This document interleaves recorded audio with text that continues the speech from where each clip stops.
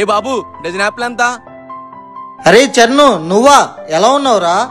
ఎవరైతే నిన్ను పేరు పెట్టి పిలుస్తున్నాడు? ఒకప్పుడు నువ్వు కూడా ఇలా రోడ్డు మీద కాయలు అమ్ముకున్నావే ఏంటి? చీ, నేను కాయలు అమ్ముకోవడం ఏంటి? ఒకప్పుడు నా క్లాస్మేట్ చదువుకోరంటే గోళ దూకి జాంకాయలు దొంగతనం చేసేవాడు. ఇప్పుడు చూసావా చివరికి రోడ్డు మీద కాయలు అమ్ముకుంటున్నాడు. అలా మాట్లాడుతున్నావేంట్రా చరణు? కాయలు అమ్ముకోవడం తప్పేం కాదు కదా, నేనేం దొంగతనం చేయట్లేదుగా. అరే దొంగతనాలు చేసుకున్నా బాగుపోయాడు అనుకుంటా, కానీ కాయలు అమ్ముకుంటే ఏమొచ్చిద్దిరా?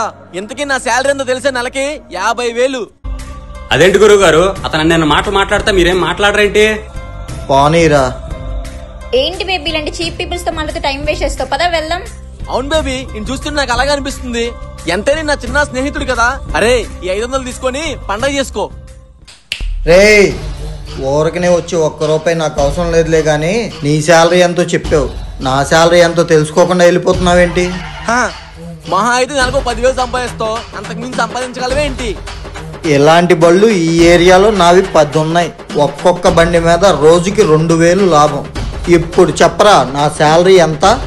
అబ్బో, ఏంటి బేబీ వ్యాపారం టైంలో ఇలాంటి వేస్ట్ గలతో మాట్లాడుతావు? ముందు వాని ఇక్కడి నుంచి పంపించు. బాబు ఎవరు నువ్వు? పక్క తప్పుకో. కాయ 20 రండమ్మా రండి.